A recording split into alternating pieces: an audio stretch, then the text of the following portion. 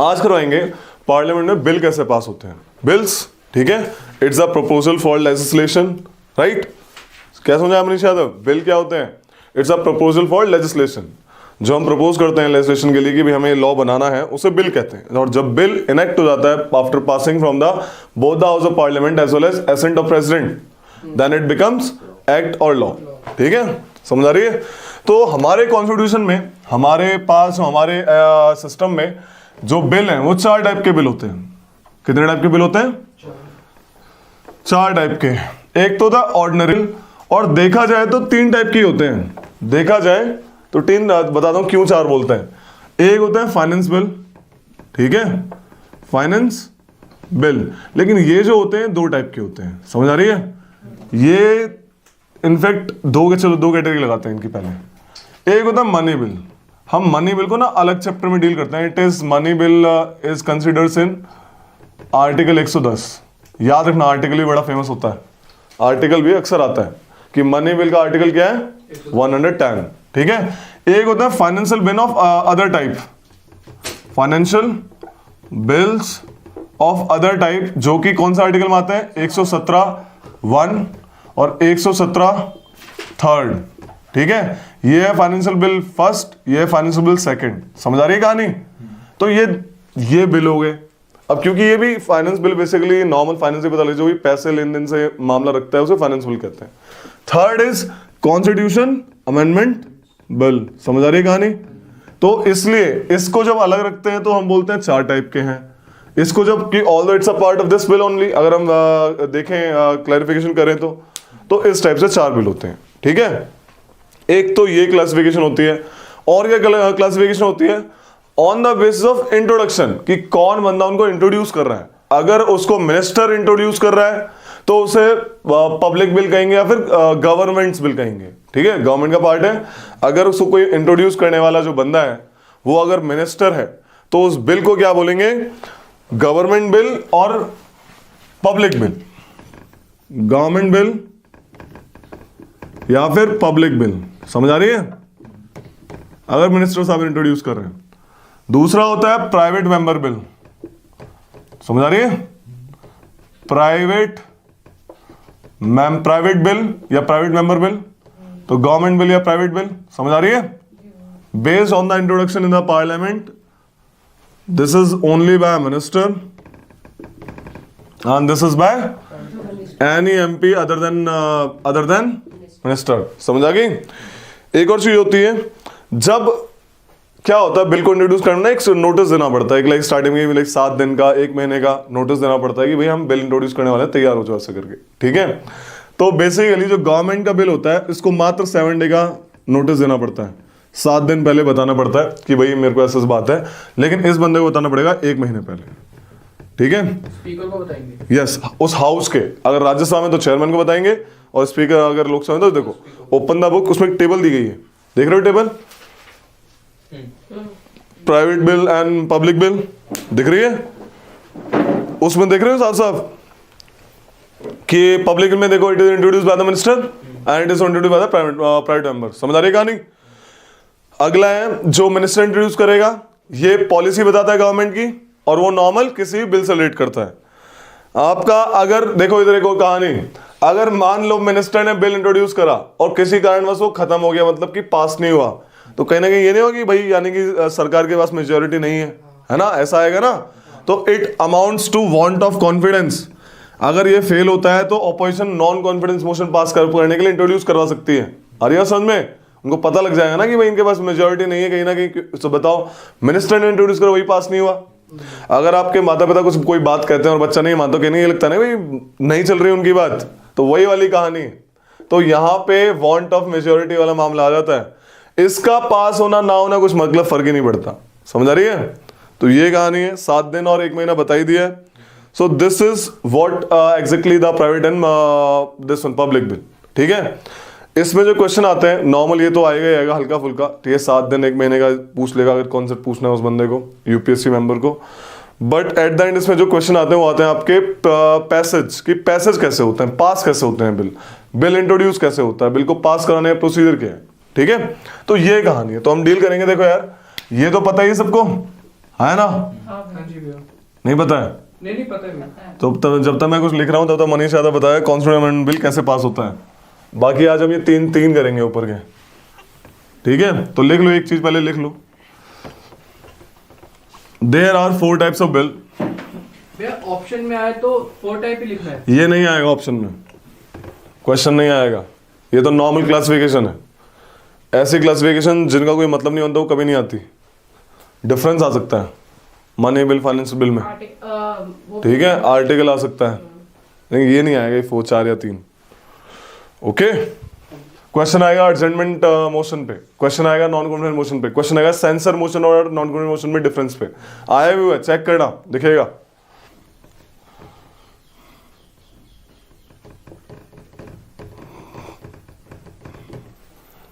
Stages of pass ordinary bill, ordinary bill करवा रहा हूं, ठीक है? देखो यार, ऑर्डिनरी बिल में जो पावर्स होती है दोनों लोकसभा की और राज्यसभा की बराबर होती हैं। अभी हम पार्लियामेंट के बारे में डील करेंगे कि भाई कैसे कोई बिल इंट्रोड्यूस होता है, कहाँ पे पहले इंट्रोड्यूस होगा, कौन इंट्रोड्यूस करेगा, मिनिस्टर या ऑर्डिनरी मेंबर, कोई भी कर सकता है नहीं कर सकता, ऐसे करके पास कैसे होगा ये डील करेंगे हम, ठीक है? ऑर्डिनरी बिल की बात करेंगे अभी। ऑर्डिनरी बिल कोई भी नॉर्मल बिल हो सकता है, कोई भी लॉ बनाने की प्रक्रिया, ठीक है?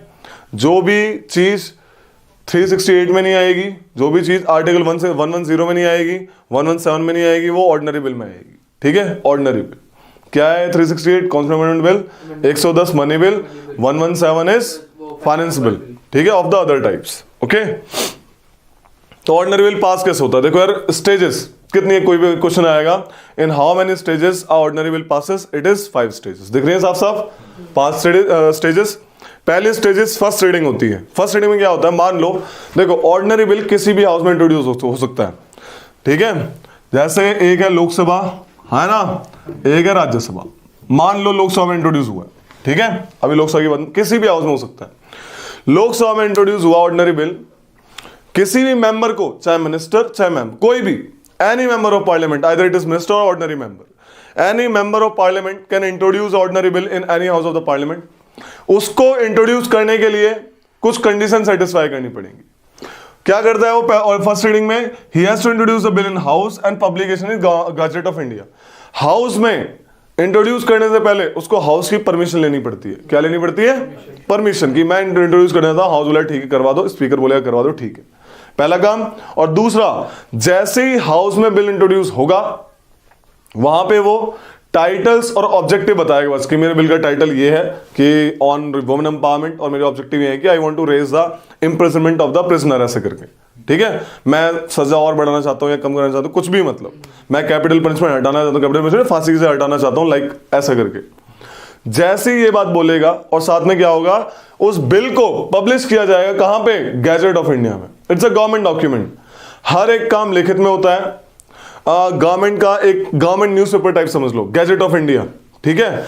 गवर्नमेंट गैजेट में नाम आते हैं इनके। जैसे नॉर्मली कोई भी एक बात बताता हूं, when you clear the grade examination your name is published in gazette of India always, ठीक है? कोई लोग पहले न्यूज़पेपर में देखते थे अपना रिजल्ट, रिमेंबर, वो गैजेट ऑफ इंडिया होते थे।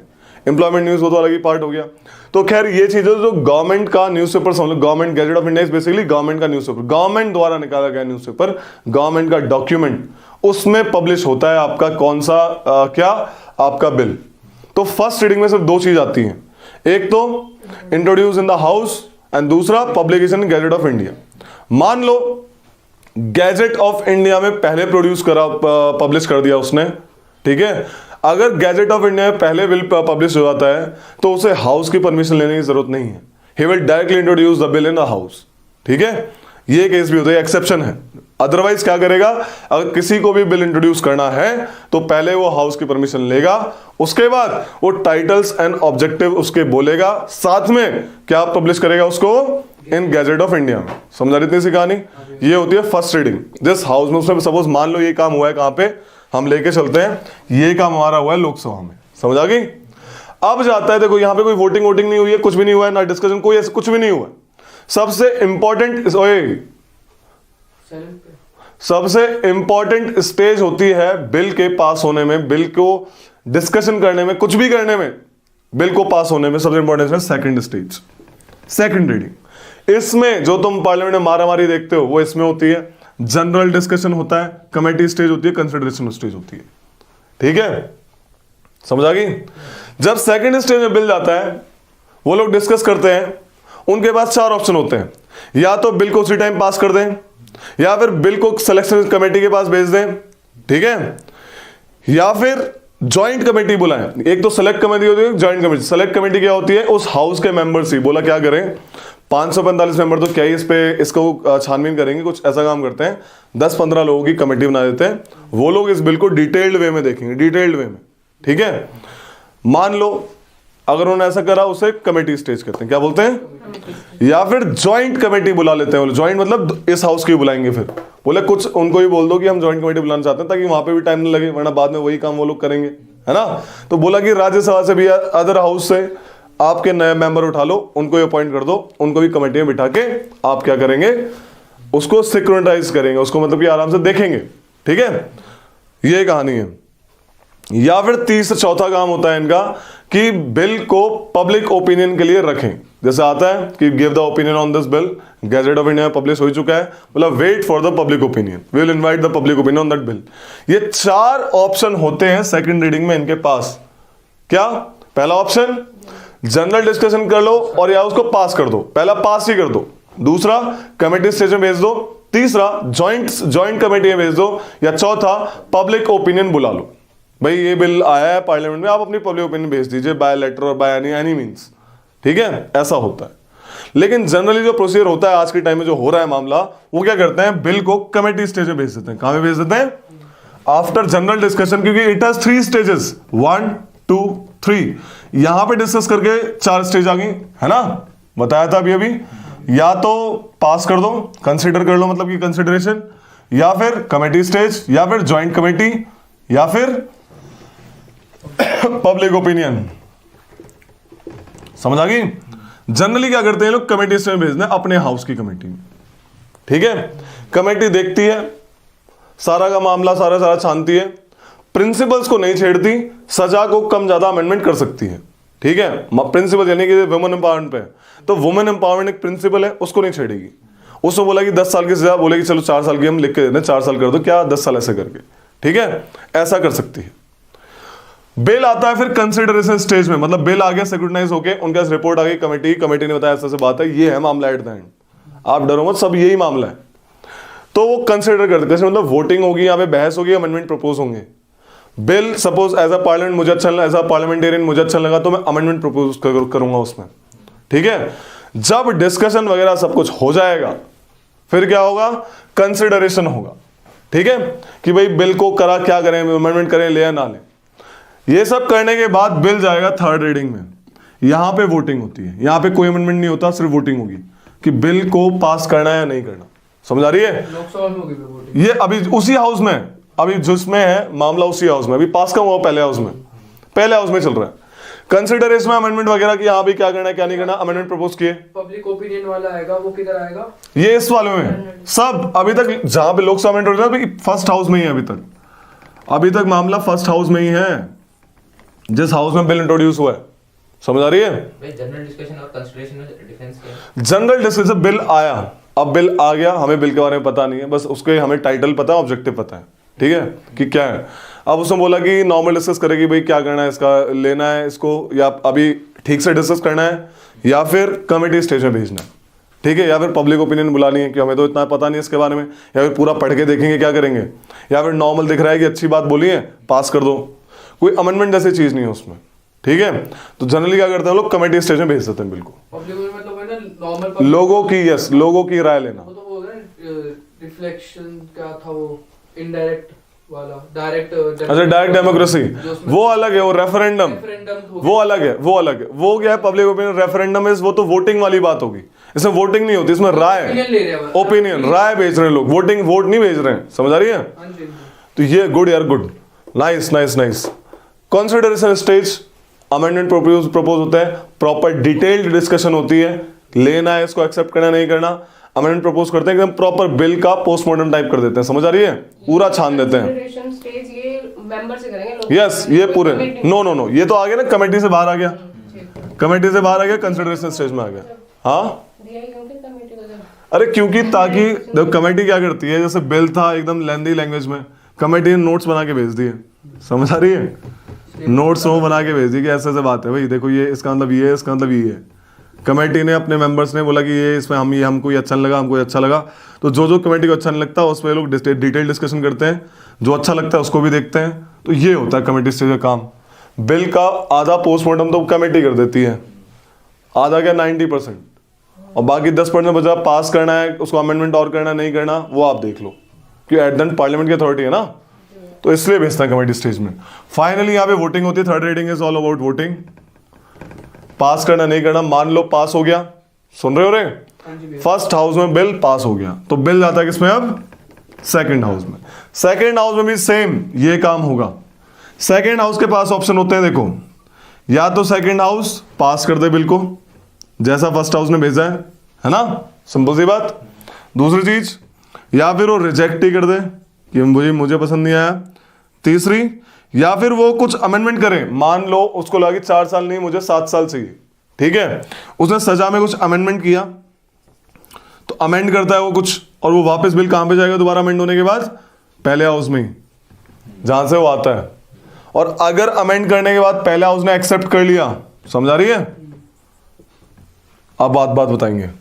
और चौथा पॉइंट, या तो हाउस कोई एक्शन नहीं लेता, कब तक, 6 महीने तक, 6 मंथ्स तक कोई एक्शन नहीं ले रहा है वो, बिल आया देख ही नहीं रहे, फाइल पड़ी हुई है। 4 ऑप्शन होते हैं, समझाया सेकंड हाउस के पास क्या। पहला एक्शन पास कर दे, कैसे, यही 3 प्रोसीजर सेम, ऊपर के 3 प्रोसीजर एकदम सेम रहेंगे, पहला ऑप्शन। सेकंड ऑप्शन रिजेक्ट ही कर दे, बकवास बिल है हम नहीं करेंगे पास।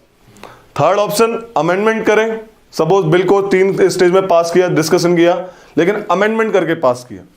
उन्होंने बोला था कि हमें 5 साल की सजा चाहिए, और इन्होंने बोला 5 नहीं 7 होनी चाहिए, ऐसे करके कुछ अमेंड किया है ना, अपनी तरफ से भी और ऐड किया। अगर ये काम होता है और पहला वाला हाउस एक्सेप्ट कर लेता है इस अमेंडमेंट को, तो बिल सीधा जाएगा कहां पे, प्रेसिडेंट के पास। समझा रहे इतनी सी कहानी।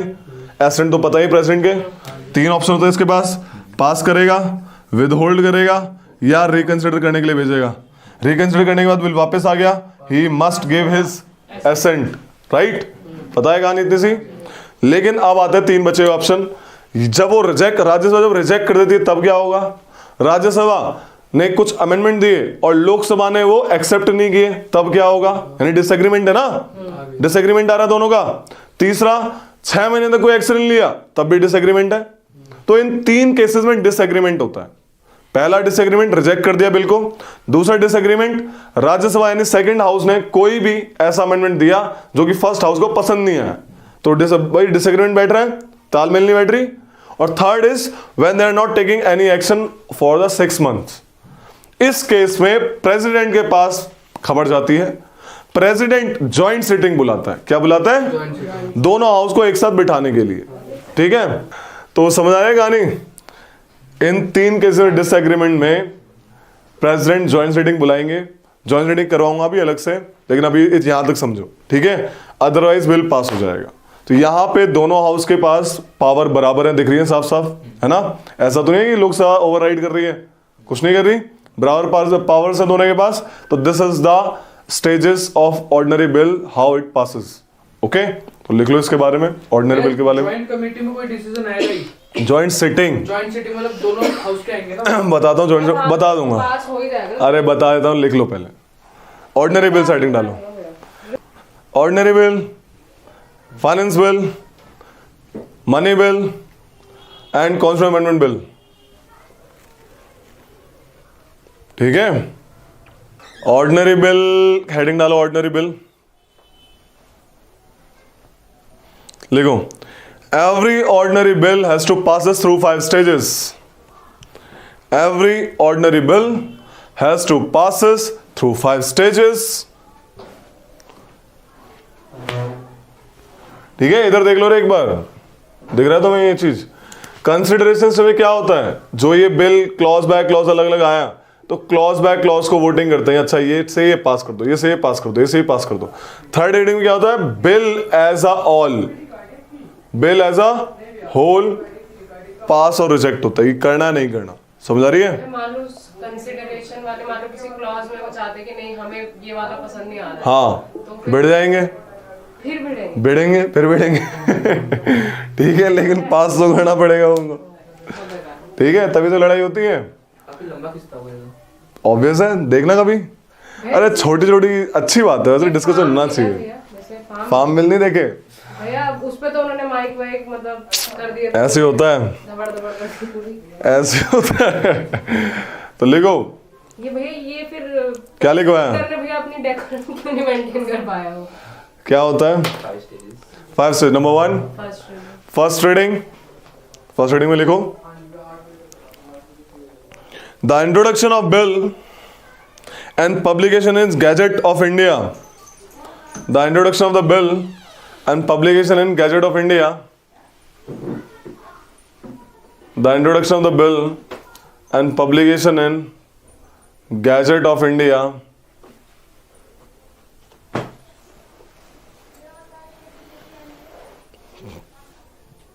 constitute the first reading of the bill, constitute the first reading of the bill.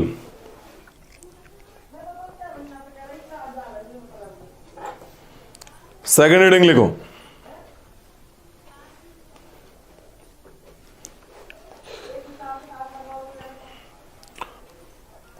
During this stage the bill receives not only, तेज से लिखो भाई, बहुत करवाना है आज कुछ। ड्यूरिंग दिस स्टेज बहुत कराना है। The bill receives not only general but also the detail scrutiny, not only the general but also the detailed scrutiny and assumes the final shape. क्या भैया डिटेल उसके आगे वर्ड छोड़ दो, उसका अगला And assumes its final shape. Detailed scrutiny and assumes its final shape. It has 3 sub stages. Number 1, general discussion. Number 2, committee stage. Number 3, consideration stage. ठीक है, इनके बारे में लिखवाना नॉर्मल से पता होनी चाहिए तुम लोगों को, ठीक है। थर्ड रीडिंग लिखो, थर्ड पॉइंट, मतलब third point and third reading है ना, थर्ड स्टेज थर्ड रीडिंग, इसको लिख लो। At this stage the debate is confined to acceptance or rejection of the bill. The debate is confined to acceptance or rejection of the bill as a whole, and no amendment are proposed. And no amendments are proposed.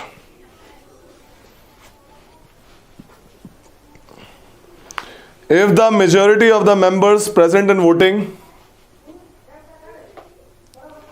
if the majority of the members present and voting accept the bill,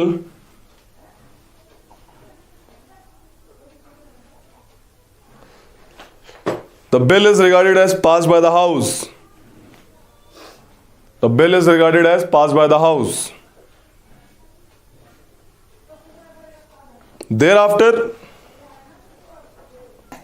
the bill is authenticated by the presiding officer. After, the bill is authenticated by the presiding officer of the House. Thereafter, the bill is authenticated by the presiding officer of the House and transmitted to the second House for consideration and approval. समझाएगी? हाँ जी भैया। Very good. Fourth लिखो, bill in second house.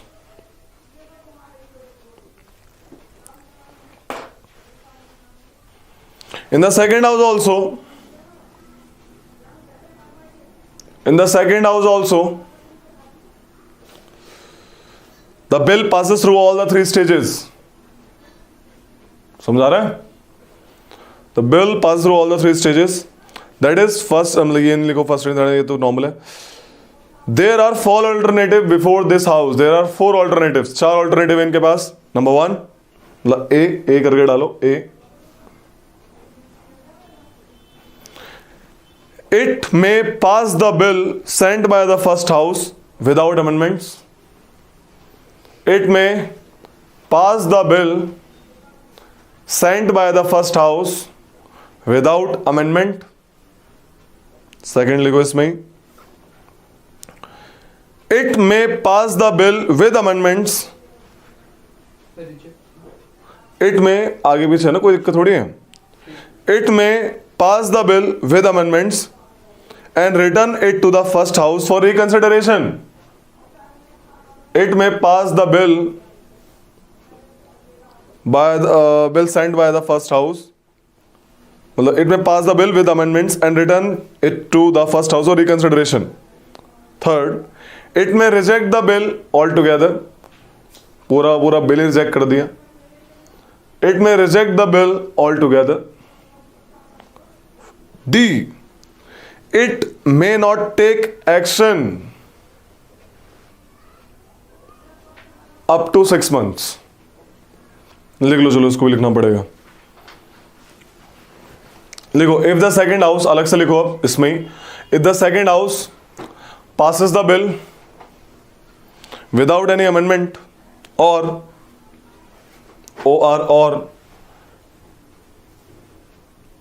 दोबारा बोल रहा हूं. If the second house passes the bill without any amendment or the first house accepts the amendment suggested by the second house, है ना, or the first house accepts the amendment suggested by the second house, the bill is deemed to have been passed by both the houses. दोबारा बोल रहा हूं. If the second house passes the bill without any amendments or the first house accepts the amendment suggested by the second house, the bill is deemed to have been passed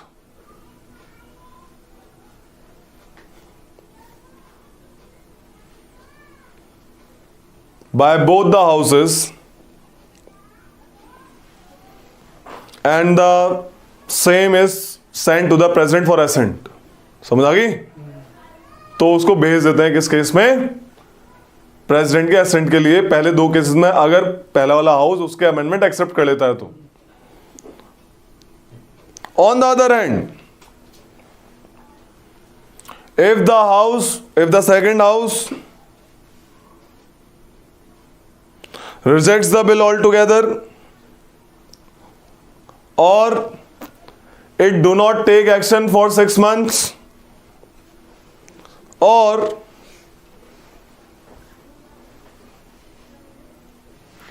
first house do not accept the amendment suggested by the second house,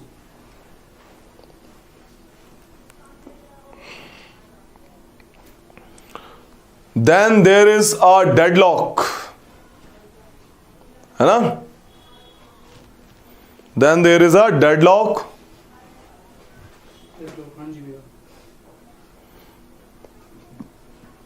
to resolve such deadlock.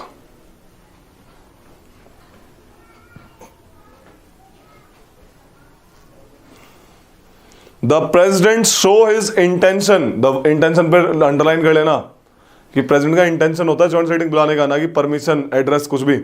Intention. The president show his intention of calling the joint sitting. Show his Intention to call the joint sitting. तो joint sitting बुलाता है.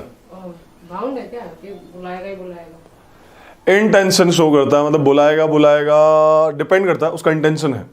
Government ने address किया, intention वही वाली बात है. President, ये तो उसको पीएम ही मतलब यस, ठीक है. तो जो भी करेगा वही करते हैं, कठपुतलियां. ठीक है. और जॉइंट सीटिंग में दोनों मेंबर्स बैठते हैं, लोकसभा के राज्यसभा एक साथ बैठेंगे. ठीक है, करवाएंगे, इसको अलग से करवाते हैं. अगर जॉइंट सीटिंग में बिल पास हो जाता है तो बिल समझा जाएगा कि दोनों हाउस ने पास कर दिया. बिल कहां पे जाएगा? सीधा प्रेसिडेंट के पास. समझ आ गई बात? या फिर अभी साथ में ही कर लो इस चीज को. ठीक है। जॉइंट सिटिंग, अब जॉइंट सिटिंग के बारे में लिखो यहीं पे साइड में लिखो। पहले तो इसको खत्म ही कर दो। एसेंट वाले में क्या हाँ, अब 5वीं चीज लिखो, ascent of the president by the president. ठीक है, पास 3 ऑप्शन होते हैं, पास, विदहोल्ड एंड रिकंसिडर्ड, और अगेन डिसकंसिडर्ड, एक्सेप्ट करना पड़ेगा, ये तो पता ही है। हाँ भैया। अब जॉइंट सिटिंग हेडिंग डाल लो फटाक से। जॉइंट सिटिंग क्या होती है? बड़ी प्यारी कहानी है जॉइंट सिटिंग की, आज तक 3 बारी हुई है, आज तक 3 बारी हुई है भाई। भैया इम्पीचमेंट में नहीं आते ना जॉइंट सिटिंग? नहीं, उसको प्रेसिडेंट होते नहीं, बुलाएंगे किसे? उनके केस चल रहा है, वो थोड़ा जॉइंट सिटिंग बुलाएंगे अपने बिहाफ पे, तभी तो नहीं आती। उसका मतलब क्या हो निकलती हाँ भैया, इम्पीचमेंट मोशन सारी चीजें कनेक्टेड है एक दूसरे से। दो joint sitting, substantial joint sitting SITT कर लेते हैं, जॉइंट सिटिंग, ठीक है। इट कम्स अंडर आर्टिकल 108, ठीक है, आर्टिकल 108 में आती है। क्या होता है? ये 3 डिसएग्रीमेंट। पहला डिसएग्रीमेंट,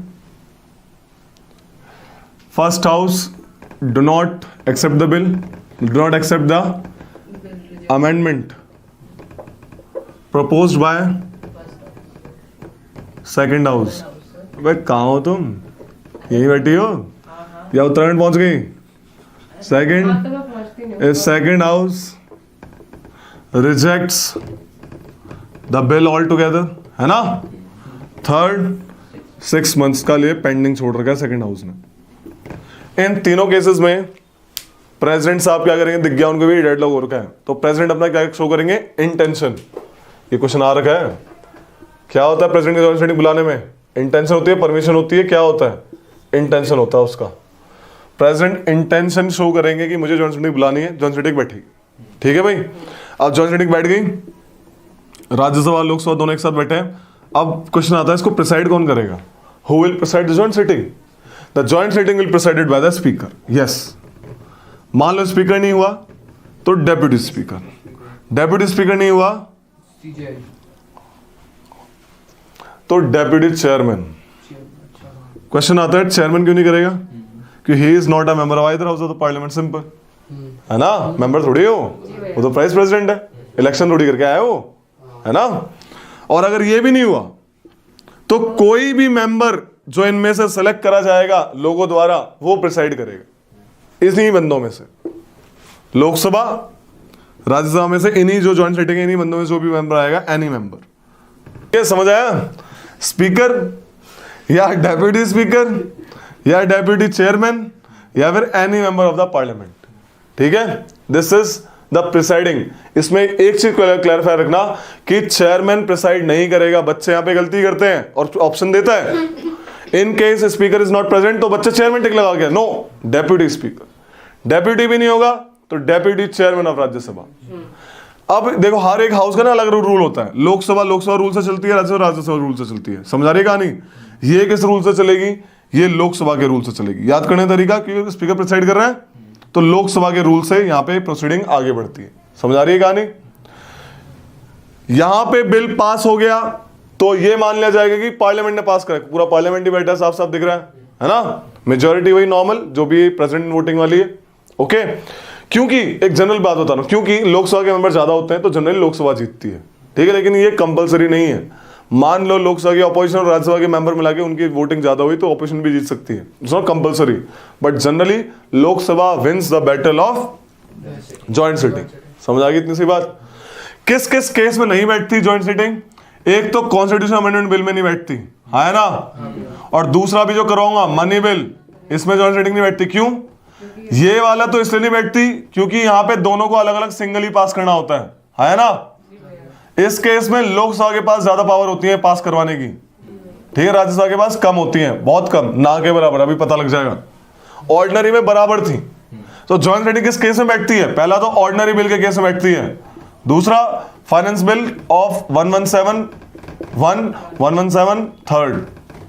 इन 2 केसेस में बैठती है आपकी जॉइंट सिटिंग, बस फाइनेंस बिल में और ऑर्डिनरी बिल में। आज तक 3 केसेस में बैठी है, DBP, D B P. Dowry, dowry वाला एक लॉ था, dowry prevention. Banking service commission bill, prevention of terrorism bill, ठीक है, पीओटी, पोटा जो बन गया था, प्रिवेंशन ऑफ टेररिज्म एक्ट। इन 3 केस में बैठी है आज तक। ओके, ये कहानी समझिए जॉइंट सिटिंग की क्या होती है। प्रेसिडेंट का क्या होगा, समन करने का इंटेंशन, ठीक है। तो लिख लो जॉइंट सिटिंग के बारे में साथ में। Joint sitting, joint sitting important चीज लिखवा रहा हूं, ये चीज तो लिखी ली होगी, नॉर्मल डिसएग्रीमेंट का पता है, इंपॉर्टेंट चीज लिखवा रहा हूं, लिखो, लिख ही लो इसको, ये शॉर्ट फॉर्म में लिखवा रहा हूं, लिखो जो जो बोल रहा हूं। भाई ये तो हमने पीछे लिख तो लिया। हाँ ये लिख लें, disagreement. In case of disagreement, in case of disagreement, president shows his intention to summon the joint sitting under article 108, case of deadlock. ठीक है, डिसएग्रीमेंट डेडलॉक। ओके, लिखो joint sitting is presided over by the speaker. Joint sitting is presided by the speaker. If absent deputy speaker, if absent deputy chairman, if absent any member of the members present in the joint sitting elected by the house.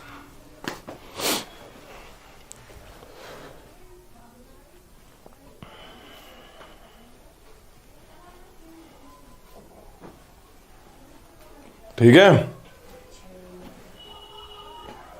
Elected या determined की भी, चलो ये बोला ठीक है, चलो इसको कर दो, ये डिसाइड कर लेगा। Of the members, any person amongst the members present can preside over the, yes yes. अब तो जॉइंट सिटिंग होगी ना। नहीं मतलब वहाँ पे देखो लोकसभा को इतनी प्रायोरिटी दे रहे हैं, तो क्या पता है यहाँ पे भी। तो लिखो आगे, up to now only 3 bills has been passed by the joint sitting.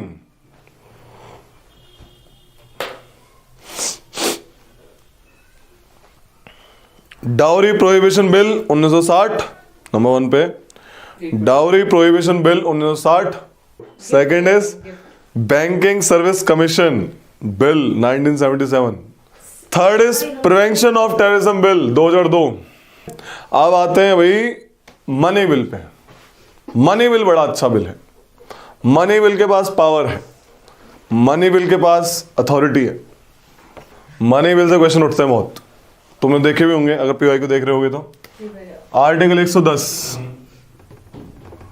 Article 110, इससे बहुत क्वेश्चन उठते हैं। मनी बिल,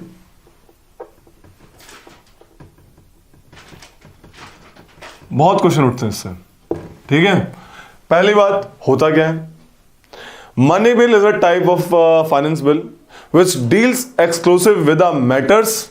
कौन से मैटर्स? जो कि खुद आर्टिकल 110 में दिए हुए हैं, ठीक है। जो भी प्रोविजंस आर्टिकल 110 में दिए हुए हैं, उस प्रोविजन पे अगर लॉ बनता है उसे मनी बिल कहते हैं। ये तुम्हें थोड़ा याद करना पड़ेगा, लिख लो इसको, मनी बिल के बारे में लिखो। Article 110 of the constitution deals with the definition of money bill.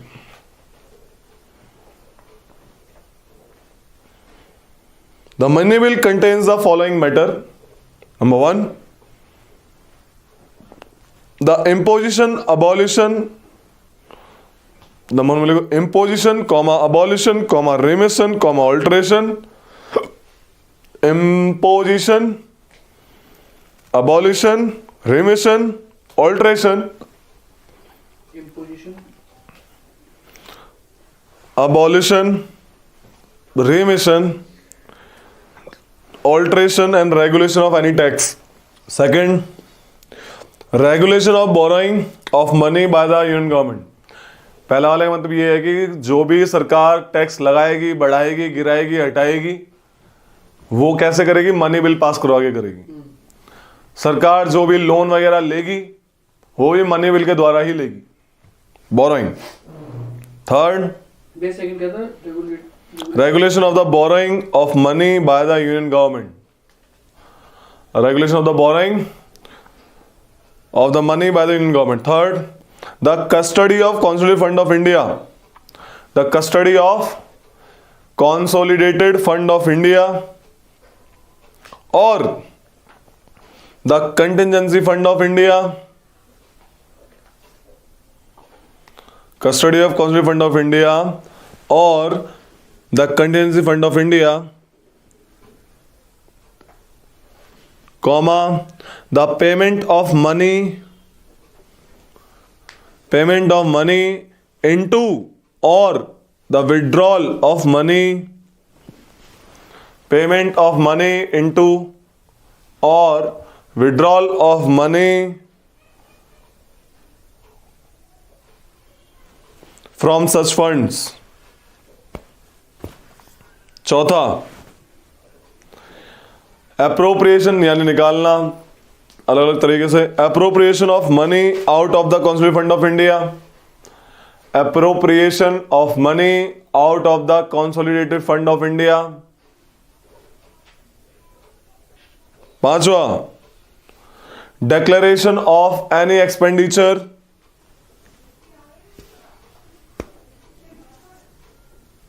declaration of any expenditure charged on the consolidated fund of India, declaration of any expenditure charged on the consolidated fund of India।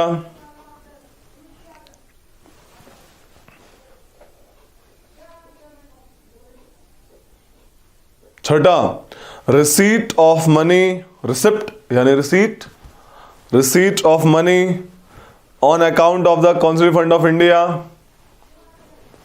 the receipt of the money on account of the fund of India or the public account of India,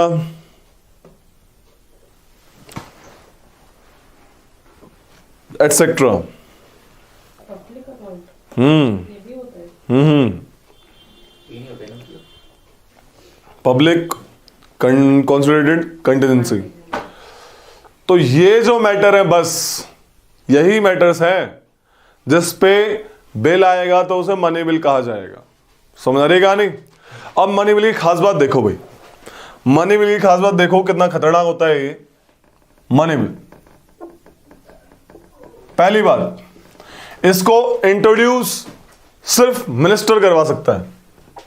introduce को सिर्फ कौन करवाएगा? सिर्फ minister साहब। पहली चीज, अब minister है तो इस बिल को क्या बोलेंगे? गवर्नमेंट बिल बोलेंगे। Every money bill should be a government bill. बात समझ आ रही है? इसको हाउस में इंट्रोड्यूस करवाने के लिए प्रायर रिकमेंडेशन चाहिए। किसकी? प्रेसिडेंट की। प्रायर रिकमेंडेशन किसकी चाहिए? प्रेसिडेंट साहब की। वो हाँ बोलेंगे तब इंट्रोड्यूस होगा। पहली चीज, जब ये हाउस में इंट्रोड्यूस होगा और डिस्कशन होगा कि ये मनी बिल है या नहीं है, फाइनल अथॉरिटी किसकी होगी? स्पीकर साहब। स्पीकर ऑब्वियसली लोकसभा के होंगे। Speaker of Lok Sabha has the final authority declaring that a bill is a money bill or not.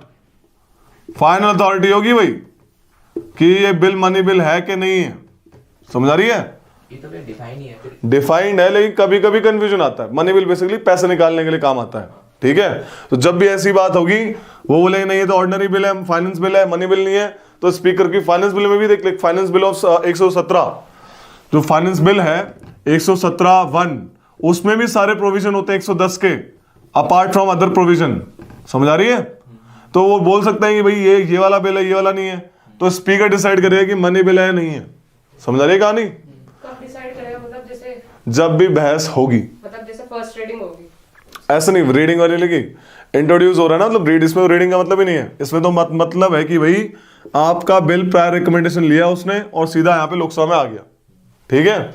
ये पहली चीज, ठीक है? स्पीकर डिसाइड करे मनी बिल है नहीं है। अब क्या है, ये बिल हमेशा लोकसभा में ही इंट्रोड्यूस होगा, राज्यसभा में के पास अथॉरिटी नहीं है इसको इंट्रोड्यूस करवाने की। आता है क्वेश्चन ही बहुत बार। Only Lok Sabha has the facility of introduction of it. समझ आ गई? कितनी मस्त मस्त कंडीशन है इसकी, है ना? इनइक्वलिटी राज्यसभा के साथ। अब मान लो ये बिल पास हो गया लोकसभा में, ठीक है? ये भाई साहब गए राज्यसभा में, अब क्लियर बोल रहा हूं, राज्यसभा में जा रहा है।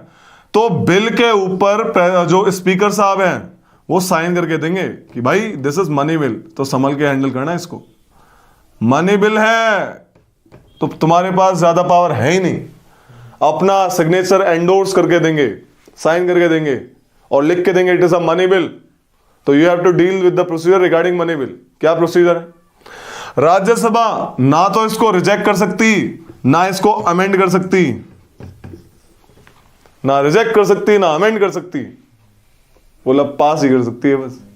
होल्ड कर ली ठीक है, होल्ड कितना? 6 महीने 14 डेज। मनी बिल है भाई, मजाक, ऑर्डिनरी बिल थोड़ी है। ये भी सही है। राज्यसभा को 14 डेज के अंदर अंदर, अगर सपोज मान लो किसी क्लॉज में राज्यसभा को दिक्कत है, तो क्या बोलेगी राज्यसभा? रिकमेंडेशन दे सकती है। क्या दे सकती है? ठीक है, कि भाई हमें पसंद नहीं आया, आप प्लीज देख लेना इसको। ठीक है, देख लेना। वो भी कब तक देगी? 14 डेज के अंदर अंदर। मान लो इसने रिकमेंडेशन दी, लोकसभा में वापस गया बिल, है ना, 14 डेज। ये लोग चाहे तो रिकमेंडेशन एक्सेप्ट कर सकते हैं या नहीं कर सकते। समझ आ रही है कहानी? अगर कर लेंगे तो बोला जाएगा bill is passed in modified form. ठीक है, अमेंडेड फॉर्म नहीं, modified form. The word is modified, की अमेंडमेंट तो कर ही नहीं सकती। समझ आ रही है कहानी? और अगर नहीं करेंगे तो bill is pass in original form. ठीक है, जॉइंट सिटिंग नहीं है इसमें। जॉइंट सिटिंग लिखा है ना, जॉइंट सिटिंग लिख लो। Joint sitting is not applicable for the constituent bill and money bill, लिख लिया था बस, गुड। तो यहां पे जॉइंट सिटिंग का केस नहीं है, क्योंकि डिसएग्रीमेंट हो ही नहीं सकता, पावर ही ज्यादा है मनी बिल में। समझ आ रही है? तो 14 डेज तक मान लो कोई एक्शन नहीं लिया, फिर क्या होगा? तो bill is again passed in original form. Simple. मतलब क्या दिक्कत है? सब है नहीं तो ये है मनी बिल, ये कंडीशन है इसकी। समझ आया मनी बिल क्या है? भेज ही तो रहे राज्यसभा में। हाँ, ऐसे ही। तो बहुत तगड़ी फॉर्मेलिटी है। ठीक है, यही है जो भी है। प्रेसिडेंट के पास बिल जाएगा। प्रेसिडेंट कैन एक्सेप्ट इट और with hold, but can not reconsideration नहीं भेज सकता। अथॉरिटी नहीं उसके पास, या तो टाइम लेगा या फिर पास कर देगा। समझ आ रही है? रिकंसिडरेशन के लिए नहीं भेजेगा, और वो पास कर देगा कि उसकी प्रायर रिकमेंडेशन से आता है। It can not be sent for reconsideration. Good. नहीं, यहाँ पे मनी बिल पे साइन किसने करके भेजा था? स्पीकर, स्पीकर ने ना। Speaker of Lok Sabha. बोला था कि और जहां यहां पे ही भेजेगा और यहां पे तो यही साइन, तो इसके पास भी भेजेगा कि भाई मनी बिल है। ये काम नहीं कर सकते कि भाई रिकंसिडर कर लो। चेयरमैन करके भेजो ना लास्ट में। नहीं नहीं नहीं, कोई साइन नहीं, स्पीकर का ही साइन बस, कि वही ना फाइनल अथॉरिटी। चेयरमैन की वैल्यू नहीं। कोई वैल्यू नहीं। अब ठीक है। 14 दिन के लिए क्या वैल्यू दे उसको? और अगर रिकमेंडेशन देनी हो तो 14 डेज से पहले देनी है। हाँ, 14 डेज के अंदर अंदर। ये नहीं कि 14 दिन बाद 15 दिन वाला सर एक पास। ठीक है, तो ये कहानी है। ओके, बस बढ़िया है। मनी बिल है ना खतरनाक, तो लिख लो मनी बिल के बारे में थोड़ा सी, पावर्स के बारे में लिखो। Money bill can be introduce only in Lok Sabha, not in Rajya Sabha.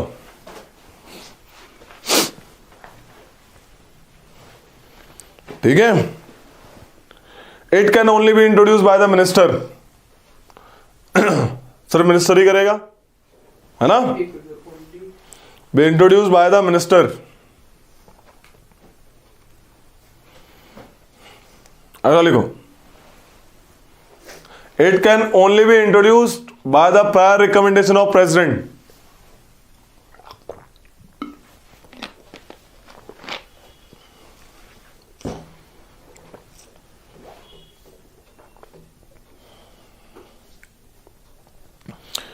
It can not be amended or rejected by the Rajya Sabha, है ना? It can not be amended or rejected by the Rajya Sabha. The Rajya Sabha should return the bill with or without. The Rajya Sabha should return the bill with or without should return the bill with or without recommendation which may be accepted or rejected by the Lok Sabha. समझ आ रही है? Which may be accepted or rejected by the Lok Sabha. Rajya Sabha detain मतलब रोक सकती है। Rajya Sabha detain the money bill for maximum period of 14 days. Write down. By Rajya Sabha detain the money bill for the maximum period of 14 days। The speaker certified and endorses his signature on the money bill. The speaker certified that the bill is money bill when sent to the Rajya Sabha, है ना, अपना certificate देता है साथ में, ये money bill है भाई, ध्यान से।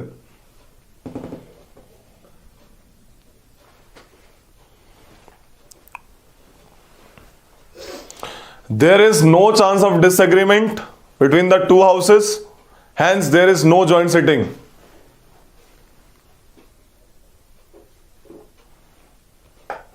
क्या भैया there is? There is no chance of disagreement between the two houses, hence there is no joint sitting for money bill. Last, it can be rejected or approved by the president, but cannot be returned for reconsideration. It can be rejected or approved by the president, but cannot be sent for reconsideration by the president. Financial bill. Financial या finance सिर्फ financial bill 1 जो कि आता है article 117(1) में। Financial bill 2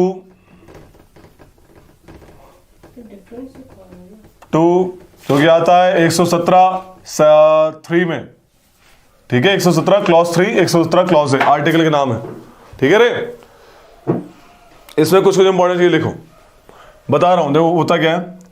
it has all the similarity of money bill, जो भी money bill में होता है उसमें होता है, साथ में अदर भी होती है, और अलग चीज भी होती है, मतलब होती तो है। जैसे मैंने बोला कि बोरोइंग वाला क्लॉज है मनी बिल में, इसमें भी बोरोइंग हो सकता है, लेकिन ये स्पेसिफिकली बोरोइंग के लिए ना नहीं होगा, कुछ और भी चीजों के लिए होगा साथ में, समझ आ रही है।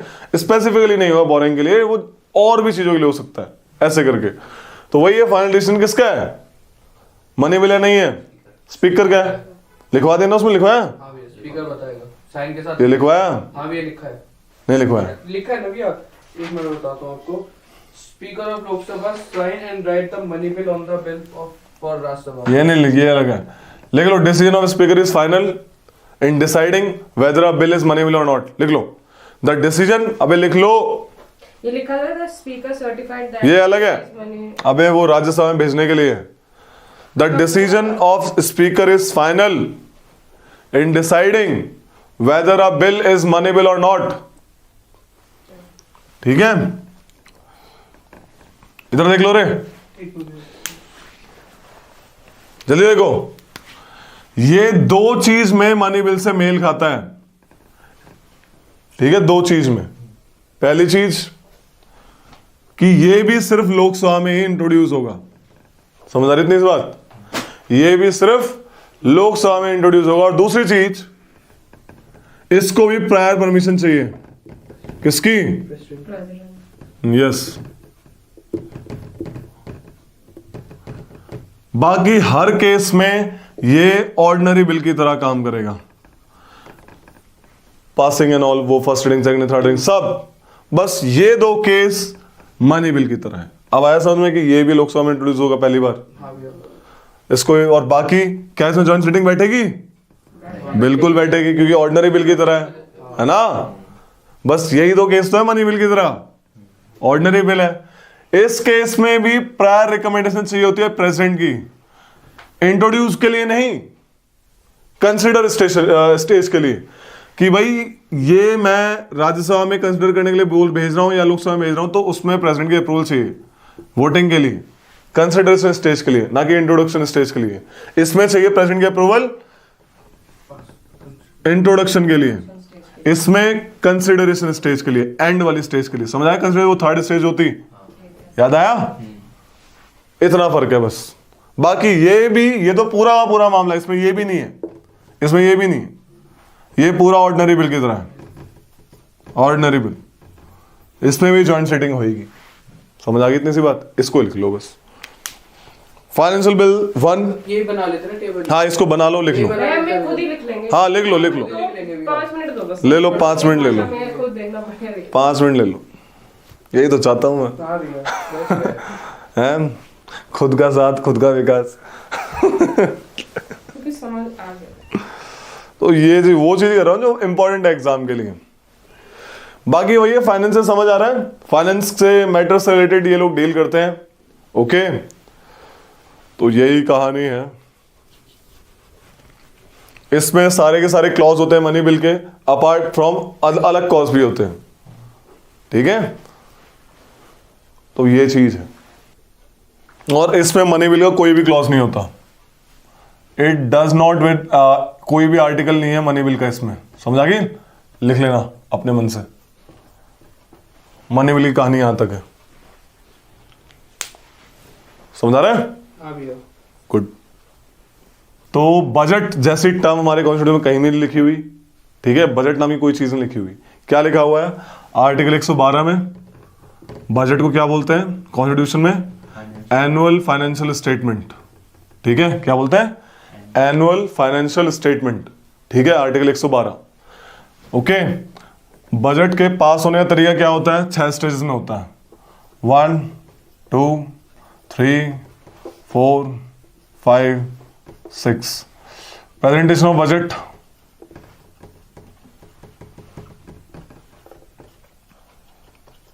Budget. Okay, presentation of budget, general discussion, general discussion, scrutiny by departmental committees, voting on demands for grant, demands for grant, passing of appropriation bill,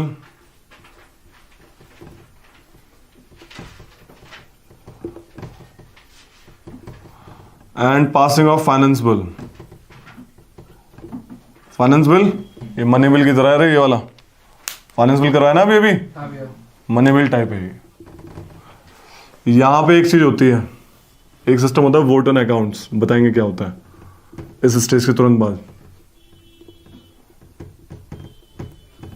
ठीक है, बताएंगे क्या होता है।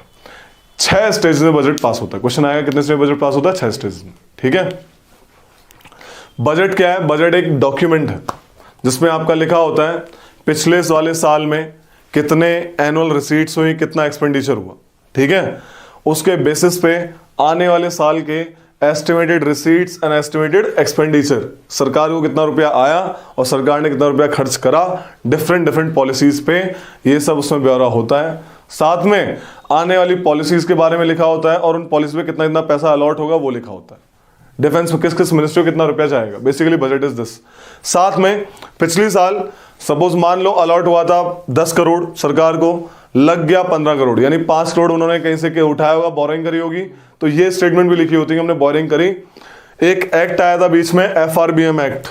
ठीक है, fiscal responsibility budget management act 2003। इसके तहत आपके पार्लियामेंट में बजट के साथ 3 रिपोर्ट्स पेश होती हैं। ठीक है, जिसमें साफ साफ लिखा होता है कि आपने जो डेफिसिट हुआ, पैसे की जो कमी पड़ी और आपने बोरिंग वगैरह क्यों करी, सब लिखा होता है उसमें। ये 2003 से था कि एक क्या रिस्पॉन्सिबिलिटी है लोगों के मन में, ये नहीं कुछ भी कर रहे हैं। वही मैंने कुएं वाली कहानी सुनाई थी, कुएं के लिए पैसा आता है, कुएं खुदते हैं, फिर कुएं भर भी जाते हैं, फिर मेंटेनेंस के लिए आते हैं और कुएं होते ही नहीं है। राइट, सो कहीं ना कहीं ये चीजें हैं। तो बजट में ये सब होता है, एनुअल फाइनेंशियल स्टेटमेंट, पिछले साल का, आने वाले साल का, ये मामला होता है। ठीक है, पास करने का प्रोसीजर पार्लियामेंट के पास है, 6 स्टेज में पास होता है। पहले प्रेसिडेंट को बजट को प्रेसिडेंट के बारे में लिख लो, हल्का बजट के बारे में लिखो, हल्का फुल्का लिखो बजट के बारे में लिखो। The constitution refers budget as the constitution refers the budget as a annual financial statement.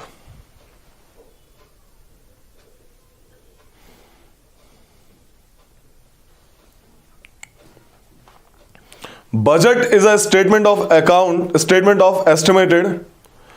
Budget is a statement of estimated receipts and expenditure.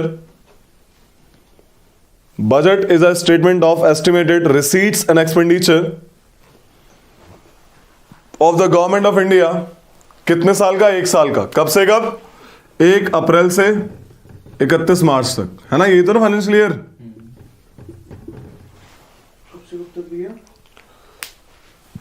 Budget is a statement of estimated receipts and expenditure of the government of India in a financial year which begins on 1 April and ends on 31 March of the following year.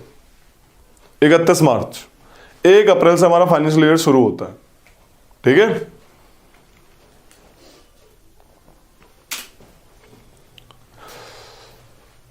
In overall, budget contains the following documents. Following things. क्या क्या होता है भाई?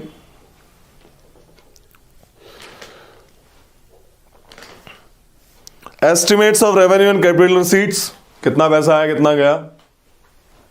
Estimates हो capital receipts and revenue receipts. Loan के माध्यम से कितना पैसा आया, टैक्स के माध्यम से कितना पैसा आया. ways and means to raise the revenue. Ways and means to raise the revenues. Estimates of expenditure. अगला क्या? Estimates of expenditure.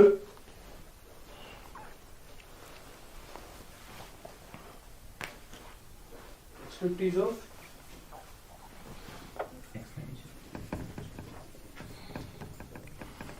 देखो रे, 1924 में एंड एटसेट्रा कर लेना, एटसेट्रा. ठीक है? 1924 में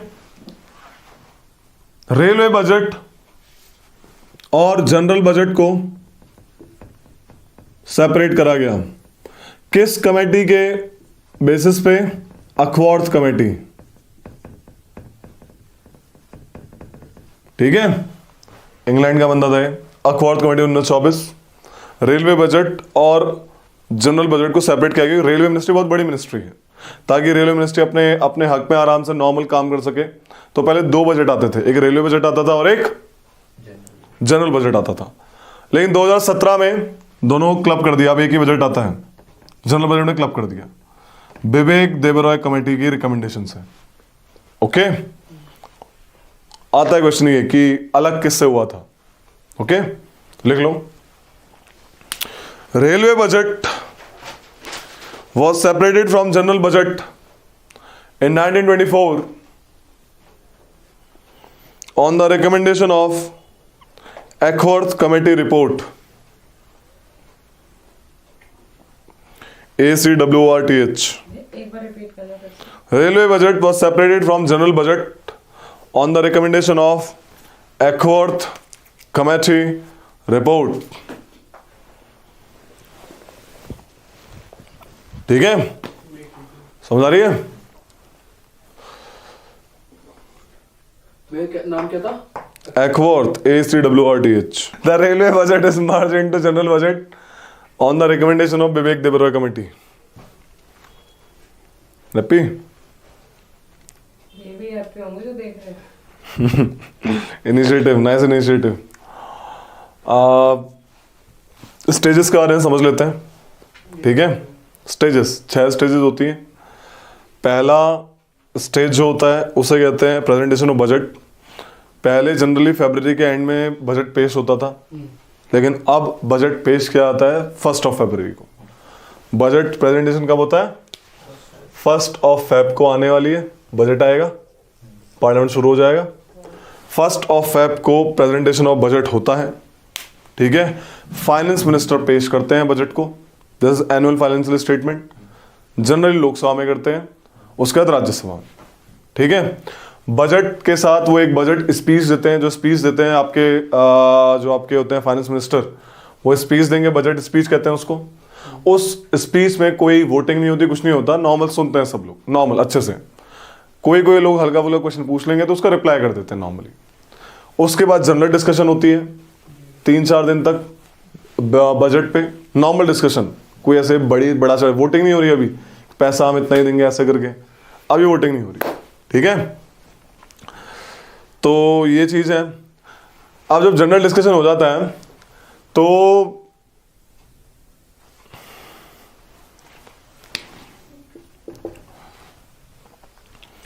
क्या होता है, पार्लियामेंट 4 से 5 हफ्तों के लिए बंद हो जाता है, छुट्टी पे चले जाता है। उन 4 से 5 हफ्तों के लिए डिबेट बोलो, बजट कहां जाता है, डिपार्टमेंटल स्टैंडिंग कमेटी के पास। ये टोटल 24 कमेटीज हैं, कितनी है, 24 डिपार्टमेंटल स्टैंडिंग कमेटीज हैं, standing committees, departmental standing committee, जो सारी मिनिस्ट्री को कवर करती हैं। हर एक मिनिस्ट्री, हर एक कमेटी के अंदर अलग अलग मिनिस्ट्री आती है, तो 24 कमेटीज के अंदर सारी गवर्नमेंट की मिनिस्ट्रीज आती हैं कि किसको कितना पैसा चाहिए, ये लोग बातें करते हैं, इसको इतना पैसा चाहिए, कौन सी पॉलिसी के लिए कितना पैसा चाहिए, प्रॉपर एकदम वही उसका कच्चा चिट्टा खोल के ये बजट डॉक्यूमेंट है। अलग कमेटी की इसका इस डिफेंस को इतने, सपोज 2 लाख करोड़ रुपए चाहिए, इनको 3 लाख करोड़ रुपए ऐसे करके बना देती है, समझ आ रही है, ताकि पता लग जाए लोगों को, ठीक है। फिर पार्लियामेंट दोबारा खुलता है, फिर होती है वोटिंग। एक बात याद रखना, वोटिंग सिर्फ लोकसभा का राइट है।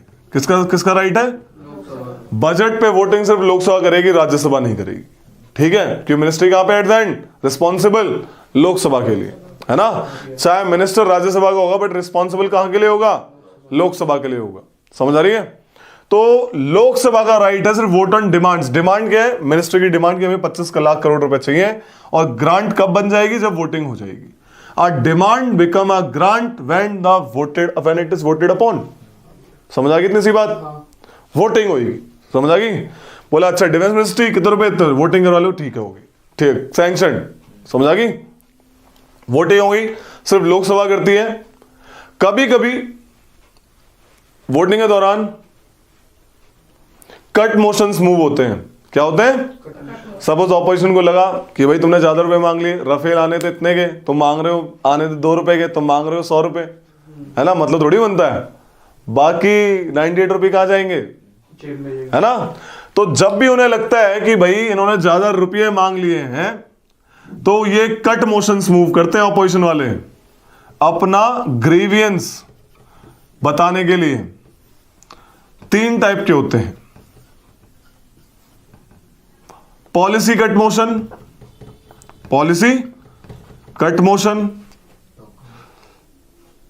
Economic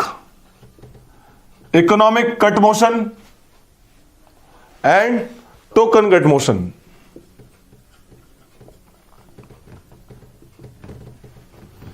token policy cut motion क्या होता है, कोई भी पॉलिसी है, सपोज डिफेंस मिनिस्ट्री पॉलिसी है कि इस बार make in India make for world, है ना।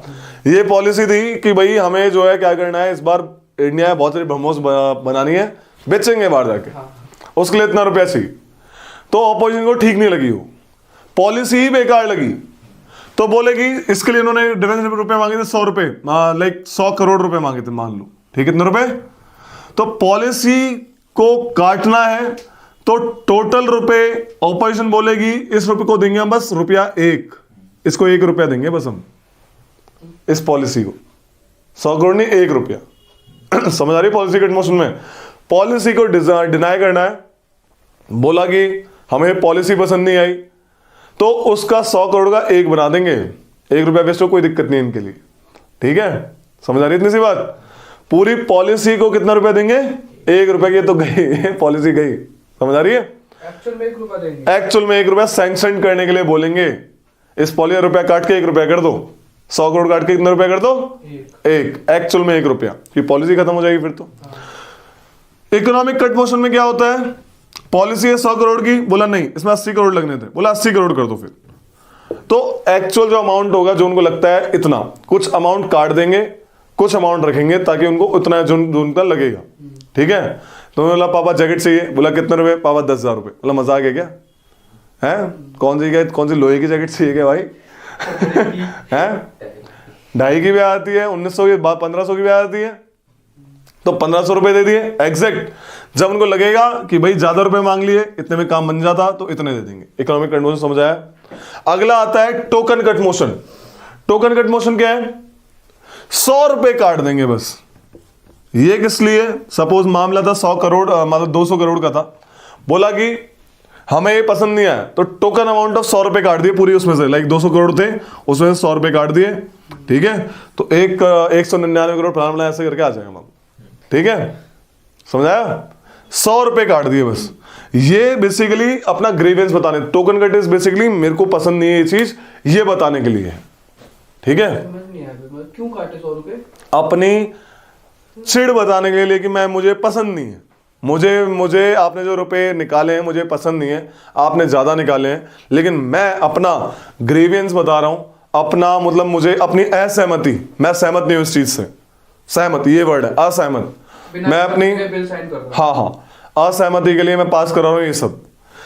ये कभी पास नहीं होते, एक भी पास नहीं होगी। ऑपोजिशन है यार, बजट पास नहीं हो तो सरकार चलेगी? जिंदगी में नहीं चलेगी। लोकसभा में वोटिंग इसलिए तो रखी है कि लोकसभा मेजोरिटी होती है सरकार की, सरकार गिर जाएगी। एक भी टोकन कट मोशन पास हुआ सरकार गिर जाएगी। ये बस थ्योरेटिकल है, ये बस लोगों को बताने के लिए, मीडिया तक के लिए है बस। ये पास नहीं होते कभी भी, पास हो गए तो सरकार गिर जाएगी। कट मोशन आज तो कोई पास हुआ नो नेवर। समझ आ रही है? फिर पढ़ा क्यों रहे हो? वैसे पूछ रहा हूं, फिर इसकी इंपॉर्टेंस क्या है? इसकी इंपॉर्टेंस ये है कि देखो यार, सरकार को पैसे निकालने का हक है, आपने चुनी है सरकार, है ना? मेजोरिटी नहीं हुई तो पैसे कैसे निकालेगी? इसको बताने और पढ़ाने का हक है। और ये जो कॉन्स्टिट्यूशन में प्रोविजन इसलिए है ताकि कम से कम लोगों को ग्रेवियंस पता लगे कि ऑपोजिशन क्या सोचती है, राइट? ये नहीं कि सरकार को रोक ही दो, अगर सरकार रुक जाए तो देश कौन चलाएगा? समझ आ रही है? मेजोरिटी होना भी जरूरी है लेकिन ऑपोजिशन भी जरूरी है। तो यहाँ पे ऑपोजिशन भी है, मेजोरिटी भी है, दोनों काम हो रहे हैं, ठीक है? ये छपेगा, लेकिन ये जो बोलेंगे सब कुछ छपेगा। उसने ये डाला था 1 रुपया वो, लेकिन उसका एक्सेप्ट नहीं हुआ, ऐसे करके क्यों डाला था? तुम्हारे पास आंसर आएगा कि नेगेटिव पार्ट इस चीज का ये है। समझाई? किसान लॉ से ऑपोजिशन छिड़ती फिर भी पास होना एट द एंड, लेकिन क्या हुआ? हाहाकार मच गया, फाइनली रिपील। ये होता है पॉपुलेशन के सामने, पीपल के सामने, पीपल की पावर के सामने, लोक दल की पावर के सामने सरकार को झुकना पड़ता है। तो मीडिया काम करते हैं, इसलिए like we consider media as 4th pillar of government, ठीक है? तो ये कट मोशंस होते हैं, समझाई? फाइनली वोटिंग हो जाती है हर एक मिनिस्ट्री की। इसमें एक बात क्लियर करना, लोकसभा के पास राइट है वोटिंग का, है ना? पहली चीज। दूसरी चीज, ये सिर्फ कौन से पार्ट में वोटिंग करते हैं? दो देखो, जो कौन सी है ना, कंसोलिडेटेड फंड है बेसिकली। कंसोलिडेटेड फंड से पैसा निकालने की बात हो रही है, समझा रही है? इसमें 2 तरीके से पैसा निकालता, मैंने बताया था, charged upon and charge from, है ना? तो ये फ्रॉम वाले पार्ट से निकालने की वोटिंग हो रही है। चार्ज अपॉन में क्या आता है? प्रेसिडेंट की सैलरी, डेप्यूटी स्पीकर की सैलरी वगैरह वगैरह, ठीक है? सुप्रीम कोर्ट के जज की सैलरी, यूपीएससी मेंबर और चेयरमैन की सैलरी, हाई कोर्ट के जज की और सीजीआई की पेंशन की सैलरी तो उनको स्टेट गवर्नमेंट से मिलती है, ठीक है? पेंशन सरकार, भारतीय सरकार देती है। तो इन पे सिर्फ चार्ज अपॉन एक्सपेंडिचर है, इन पे कभी भी ये वाली वोटिंग नहीं होती। ये पहले से ही सैंक्शन होते हैं इनके, समझ आ रही है? They are already sanction, return. अगर इससे वोटिंग होने लगी तो ऐसा दिक्कत हो जाएगी, सरकार जिसकी चाहेगी पैसा कम कर देगी, है ना? फिर वो तो ठीक से जजेस अपनी जस्टिस डिलीवरी नहीं कर पाएंगे, यूपीएससी ठीक से एग्जाम नहीं पाएगी, बोलेगी ये बंदा सेलेक्ट होना चाहिए, बोले नहीं लेंगे, ठीक है तेरी सैलरी काट देते। समझ आ रही है? तो चार्ज फ्रॉम एक्सपेंडिचर वाले पार्ट में वोटिंग होती है बस, चार्ज अपॉन पे वोटिंग नहीं होती कभी। अब आती है बात, वोटिंग हो गई, सुन लिया रे? इधर देखो, इधर बिना एप्रोप्रिएशन एक्ट के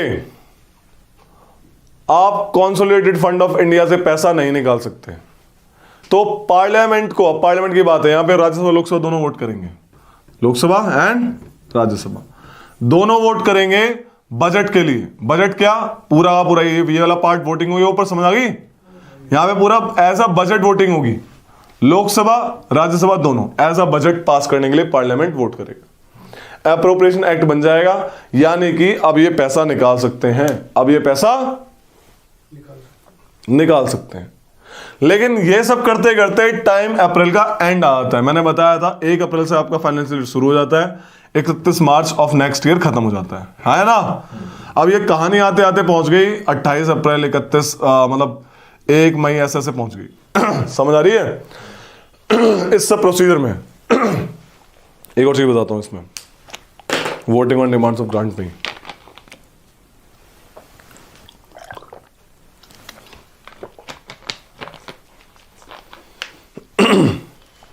जो voting on demands of grant है उसका एक टाइम पीरियड होता है। क्या होता है? टाइम पीरियड कि भाई 4 वीक के अंदर अंदर करना है। सपोज तीसरे वीक तक ये बढ़ते ही रहे तो सारे पार्ट को ये वोट में डाल देते हैं। लाइक स्टार्टिंग की 4 मिनिस्ट्री डिस्कस हुई, बाकी मिनिस्ट्री डिस्कस नहीं हो पाई। इनको भी पता है कि ये तो पास नहीं होने वाले कभी भी, क्या फालतू में टाइम वेस्ट करना। तो सारा का सारा पार्ट वो क्या करते हैं, बिना डिस्कस किए वोटिंग पे डाल देते हैं। कौन सा मोशन होता है ये? कौन सा वाला भैया कि लास्ट वाला हाँ कौन सा था? बता रहा हूँ भैया, रुको दिमाग में आ रहा है। गिलोटाइन मोशन।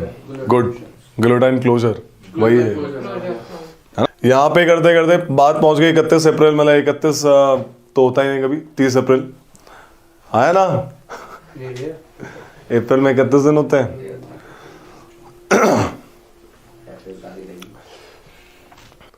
ठीक है, तो अप्रैल एंड तक पहुंच गया। अब सरकार को पैसा तो चाहिए 1 अप्रैल के बाद, अब बजट ही पास नहीं हुआ है, पैसा कैसे निकाले? बिना लॉ के अथॉरिटी के पैसा निकाल नहीं सकती, है ना। ये बिना अप्रोप्रिएशन बिल पास करे पैसा निकाल नहीं सकती। अप्रोप्रिएशन बिल पास करने करते आपका अप्रैल आ गया, क्या करेंगे? तब आता है यहाँ पे ये वोट ऑन अकाउंट्स। दिख रहा है मैंने जो स्टार्ट में बताया था। आफ्टर जनरल डिस्कशन सरकार को हक है 1/6 पार्ट यानी कि 2 महीने का पैसा निकालने का। 12 महीने होते हैं ना, तो 1/6 निकाल सकती क्या? निकाल सकती है ना। तो 1/6 पार्ट 2 महीने का पैसा निकाल सकती है वो लोकसभा पास करवा के। इस प्रोसीजर कहते हैं वोट ऑन अकाउंट्स। क्या कहते हैं सिस्टम को? ताकि वो अपना खर्चा चला सके पेंडिंग पासिंग ऑफ बजट। समझ आ रही है? आप निकाल सकते हो, कोई दिक्कत ये नहीं। वोट अकाउंट्स को कौन कौन वोट करता है? लोकसभा लोकसभा बस निकाल तो सकते उसमें हैं, मेजॉरिटी होगी, वो तो निकल ही जाएगा। ऑब्वियस है। हाँ फाइनेंस बिल क्या करता है? It's a kind of money bill. ये था बजट से पैसा निकालने का। बजट में पैसा आएगा कैसे? टैक्स वगैरह से। तो पार्लियामेंट फाइनेंस बिल पास करता है। It is income side of the budget. Budget में पैसा कहां से आ रहा है? फाइनेंस बिल से। सरकार टैक्स बढ़ाती है घटाती है। यहां पे सपोज ये वही मनी बिल की तरह है, prior permission of the president फलाना करके आया बिल। यहां पे पार्लियामेंट फाइनेंस बिल को रिजेक्ट कर सकता है, अमेंड कर सकता है, बट टैक्स बढ़ा नहीं सकता। जितना लिखित में आएगा उससे ऊपर नहीं कर सकता, क्योंकि लिखित में तो सरकार दे ही रही है कि ये अथॉरिटी सरकार की है बढ़ाने और घटाने की, पार्लियामेंट की नहीं है। पार्लियामेंट सिर्फ घटा सकता है या मेंटेन कर सकता है, बढ़ा नहीं सकता टैक्स को। लोग, पार्लियामेंट क्या है? It's a house of people at the end. हमने तो भेजा है, क्या हम अपने ऊपर टैक्स बढ़ाएंगे? और नेवर। That's why. बट सरकार बढ़ा सकती है। तो सरकार फाइनेंस बिल में टैक्स बढ़ा के लिख सकती है, कम करके लिख सकती है, कुछ भी कर सकती है। लेकिन फाइनेंस बिल में अमेंडमेंट या फिर घटाव या रिजेक्शन हो सकता है। अप्रोप्रिएशन बिल में कोई अमेंडमेंट नहीं होगा। यहां पे जो होना था यहां पे हो गया। अप्रोप्रिएशन बिल या तो पास होता है, नहीं होता, पास हो जाता है। यहां पे दोनों चीज पास होती है, ये वाली भी और ये वाली भी। इनमें वोट नहीं होती ना, पता है। ये तो पहले लिखित में आ गई वो यहीं पे अप्रोप्रिएशन बिल में, क्योंकि पैसा निकलेगा ही नहीं जब तक अप्रोप्रिएशन बिल पास नहीं होगा। समझ आ रही कहानी? तो parliament appropriation bill pay vote करेगा। राज्यसभा लोकसभा बोथ। लोकसभा नहीं करती, राज्यसभा नहीं करेगी वोट ऑन अकाउंट्स पे। फाइनली बजट कंप्लीट हो जाता है फाइनेंस बिल के पास होने के बाद ही शुरू हो जाता है मामला। समझ आया बजट क्या कहानी है? 6 स्टेजेस लिख लो। Budget in parliament pass in 6 stages. नाम लिख लो 6 के 6। Budget in parliament passed in 6 stages. पहला, प्रेजेंटेशन ऑफ बजट।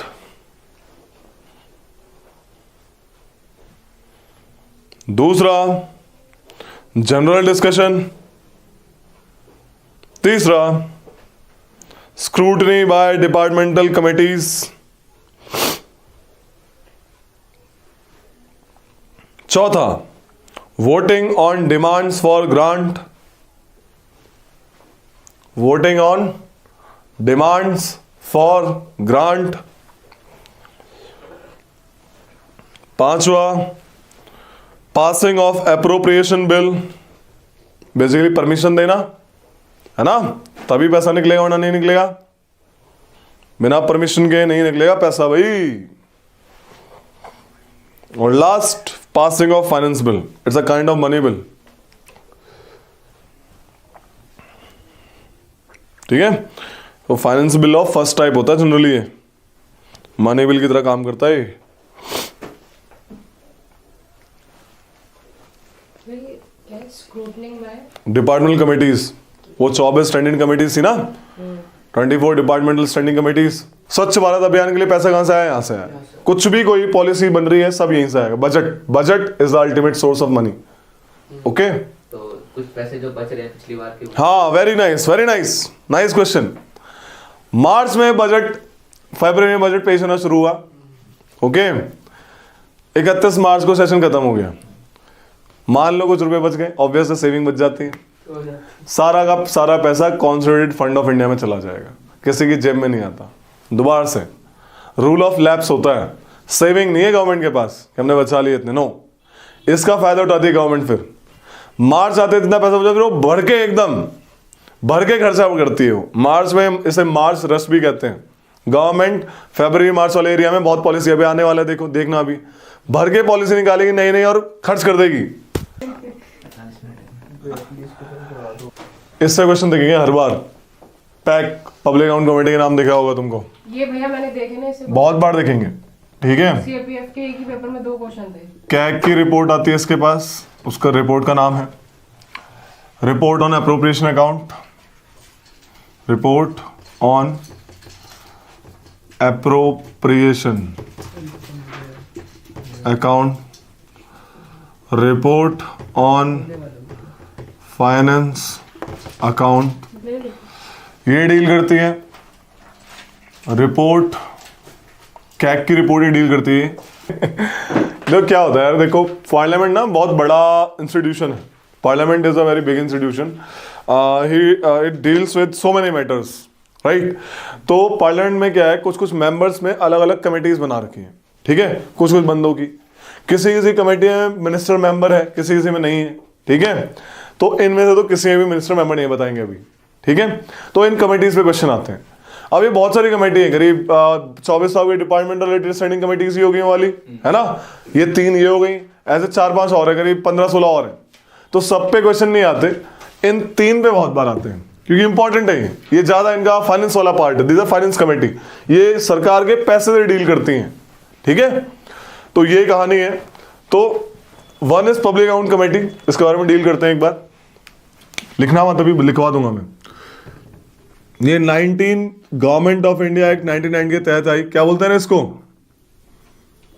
1921 में पहली बार बनी ये वाली कमेटी, ठीक है। इस कमेटी में मेंबर होते हैं 22, 15 लोकसभा के और 7 राज्यसभा के।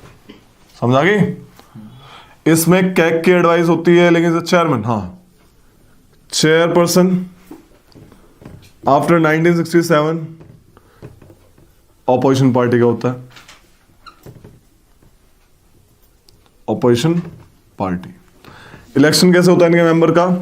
Proportional representation by means of single transferable vote.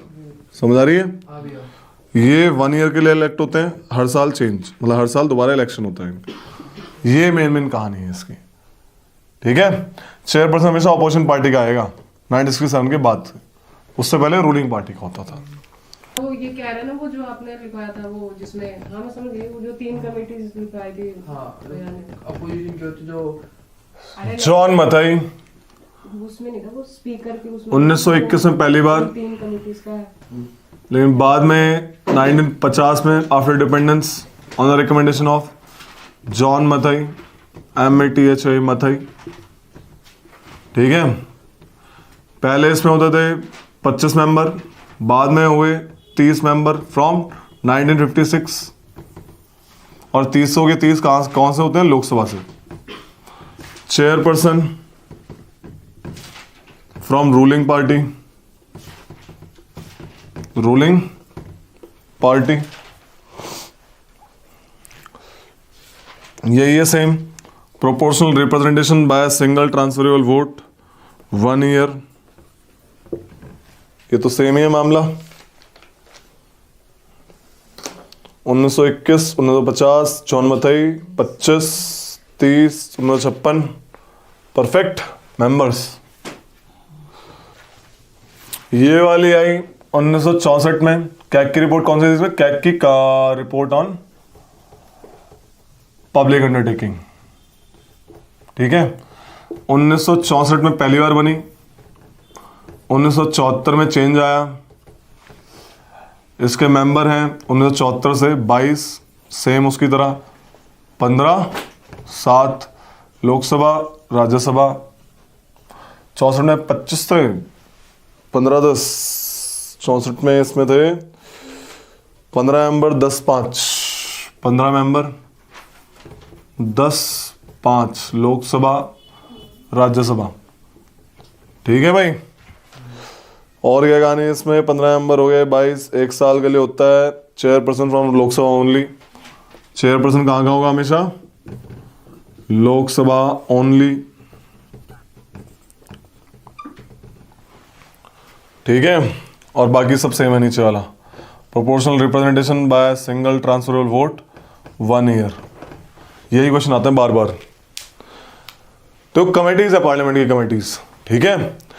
जैसे फॉर एग्जांपल नाम लेता हूं, देखो जैसे कि public account committee, estimate committee, committee on public undertaking, departmental committee जो कि 24 है, ठीक है। Committee on petition privileges, committee on ethics, committee on government assurance. मैंने स्पीकर के भी लिखवाए थे। Speaker is head of 3 committee. Anybody has rules committee rules committee और रूल्स कमेटी, हाँ भैया, रूल्स वाला GBR, GBR, general purpose committee, business advisory committee, rules committee, rules committee, हाँ ठीक है। याद है? हाँ भैया। गुड। तो हेड पूछते हैं कमेटी का। कमेटी का काम क्या होता है पूछते हैं एग्जाम में। कमेटी का टेन्योर कितना होता है, कमेटी का मेंबर्स कितने होते हैं, कहां से डबल मेंबरशिप है या सिंगल मेंबरशिप है, ये सब पूछते हैं बेसिक, ठीक है। देखो और क्या होता है, एक बंदा होता है CAG under article 148, CAG controller and auditor general of India. करवाऊंगा इसको मैं, अभी बस समझो इसका काम क्या होता है। इसका काम होता है 3 रिपोर्ट देना। 3 रिपोर्ट क्या है वो 3 report?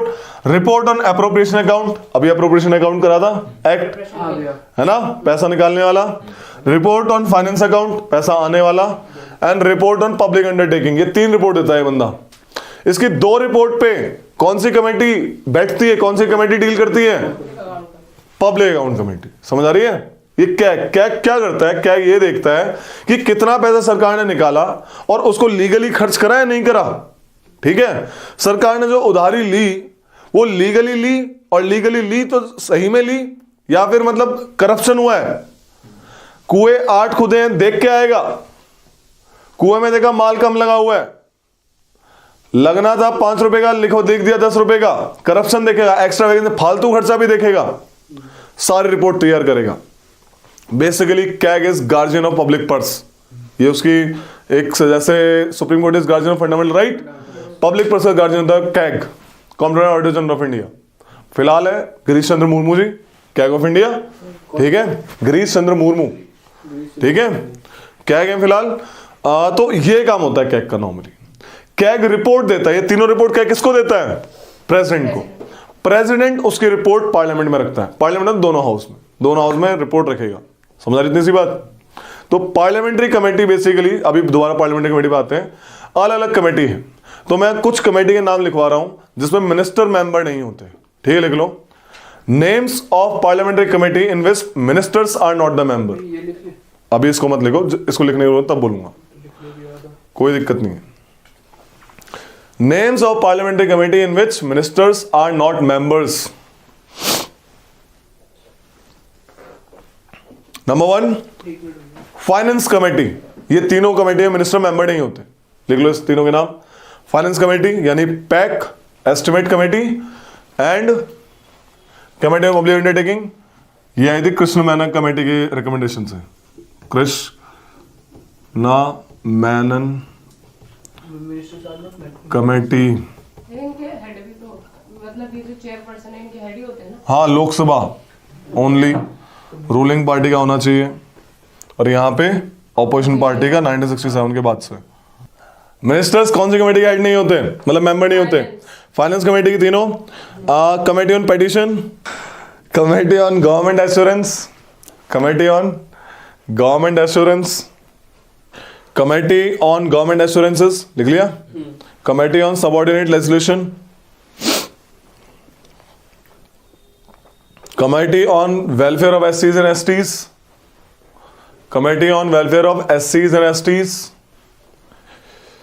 Committee on empowerment of women, committee on empowerment of women, भैया ये अपनी कमेटी ऑन सब कोऑर्डिनेट्स था, ऑर्डिनेट्स था, subordinate legislation, committee on empowerment of women, लिखा? यही है, ठीक है। अब इनके बारे में बताते हैं यार। मैंने बताया कि फाइनेंस कमेटी 3 टाइप की होती है, public account and estimate and committee on public undertaking, ठीक है, इतना समझो। कैग की 3 रिपोर्ट होती हैं, 2 रिपोर्ट ये, report on appropriate account, report on finance account, तीसरी क्या, रिपोर्ट ऑन पब्लिक अंडरटेकिंग, ठीक है।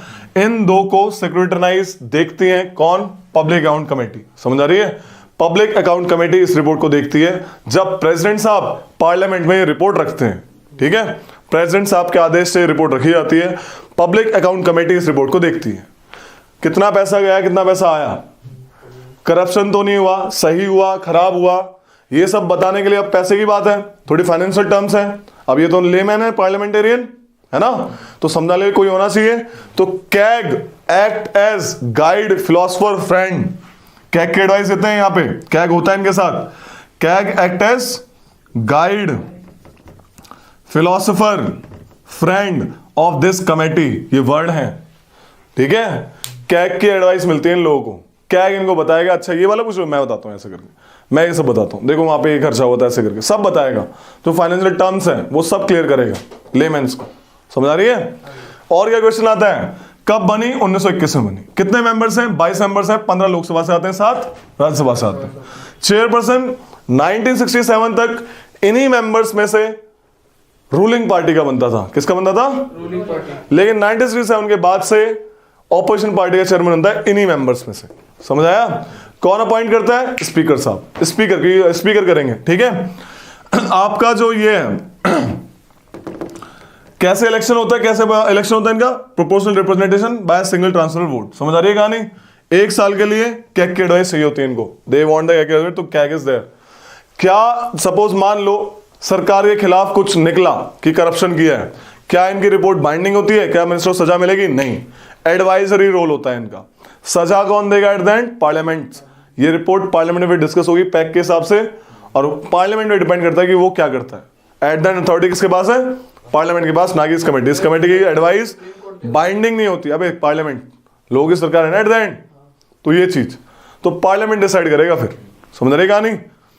अगला था एस्टिमेट्स अकाउंट, कितना एस्टिमेट लगाया इन लोगों ने, सेम ही कहानी है, बस इसमें याद क्या करना है, 1921 में पहली बार बनी, लेकिन इंडिपेंडेंस के बाद पहली बार कब बनी, 1950 में, on the basis of John Mathai committee, on the recommendation of, ये फर्स्ट फाइनेंस मिनिस्टर थे जॉन मथई।